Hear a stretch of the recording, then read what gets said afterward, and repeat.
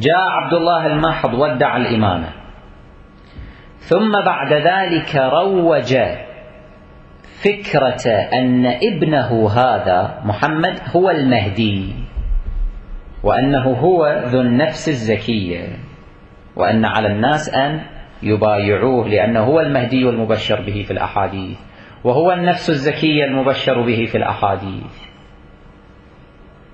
وهم الذين ابتدعوا الزيادة في الأحاديث النبوية الشريفة. رسول الله لما يقول